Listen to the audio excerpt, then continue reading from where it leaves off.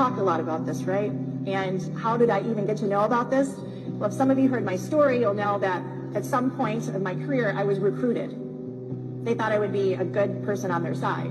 I was recruited to business owners meetings in Metro Atlanta, as well as scientific meetings where I got to meet Dr. Craig Venter. And so in these meetings, they talked about this whole transhumanist movement and how it was great. We would be the controllers in the room. Don't worry, we would be exempt. Everybody else would be controlled. I was horrified. I was horrified to see everybody standing ovation and clapping for this. Like, who are they? And I asked, how could you be for this? They said, oh, well, it does sound a little bad, but you know what, Carrie, soon it's going to be us or them. And so we have to, you're going to want to be on our side. You don't want to be on the other side. It's going to be bad. I said, I would never do that. You're a fool. You're a fool to think that this technology wouldn't be turned back on you, because we are human beings, right? And they have a supercomputer that wants to guide all of this. A computer doesn't care who you are. It has an algorithm. You have a dollar sign in your head. It's not like the Marines, all for one, one for all. The computer sees it as foolish, frivolous, right? So I had all this knowledge. That's how I got to know how to research for it. But I was still not happy. I'm a person I have to know, right? So I decided I'm going to look inside of these vials, even though it's not legal. I don't care, because if something goes against my God-given rights and my human rights, it is my duty to break that law. This is our world, our planet, our children, our bodies. Don't give it away. It's ours, right? So this is one of the pictures of Moderna. I put 2 drops on a glass slide. I had a compound microscope. That's it, guys. You could get it easily, $300. And I had a white light going up on the middle and a glass top on the very top. And that's it. I waited 2 hours. And it was translucent at first, and all of a sudden, colors appeared. Vibrant purples, blues, reds, greens. I'm like, I've never seen this chemical reaction. There's no chemical reaction, right?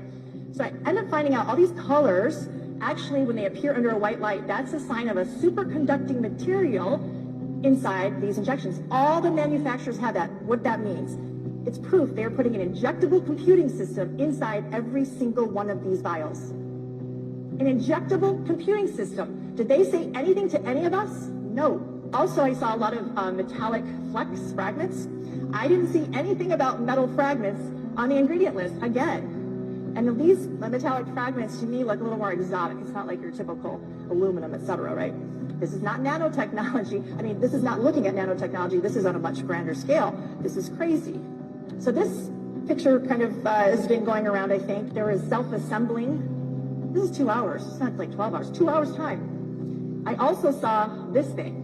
It was able to lift itself up off of the glass slide. It had tentacles like you see here. It was able to move. It was my opinion, and this is my interpretation, that it was self-aware. I've never encountered anything like that. I've done slides. I've done all kinds of preparation of slides of biologic materials, etc. Never have I witnessed anything like that. Surely, maybe some contamination, right? So 2 months later, I get another Moderna vial, and I look at it under the microscope, and here's, what is that? Still trying to figure it out, guys. But we shouldn't have unidentified objects inside of these injections. Another of these string-like material, I'm like looking at, like, this almost looks like some kind of a living organism. And then I see another one. You may not know what that means. I do. These are parasites that are made to meld with your nervous tissue. Imagine a child that's forming your neural network. I want you to feel what I feel. I want you to get that righteous anger. We need it now. Guess what else it can do? The tentacles, it's called Hydra vulgaris. The tentacles have the ability to give a paralyzing, a venomous, or a toxic reaction. Why would they want that? Well, Hydra vulgaris is actually an organism that is immortal in the lab. It can continually renew itself. If you chop it up into tiny pieces, put it in a petri dish, it will actually self-assemble itself back over and over and over again innumerable times. It'll make itself anew. You chop off a tentacle, 3 more will grow. And the transhumanists love this organism. They think it's fantastic.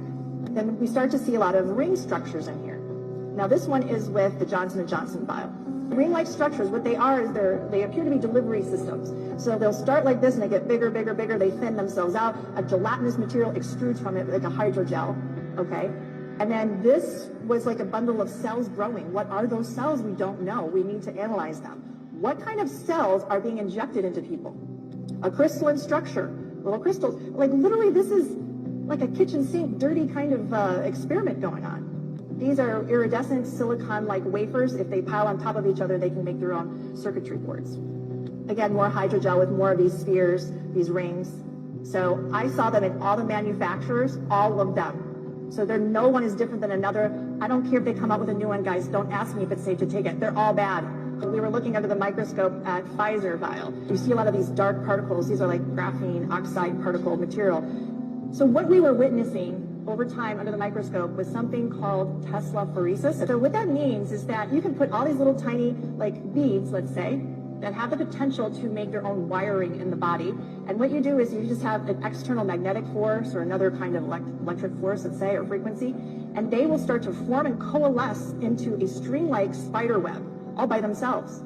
So you just have to put the junk in somewhere, turn on a frequency, and voila, it starts to make its own neural network, string-like consistency. We were seeing it here inside of this vial, starting to coalesce, starting to form structures.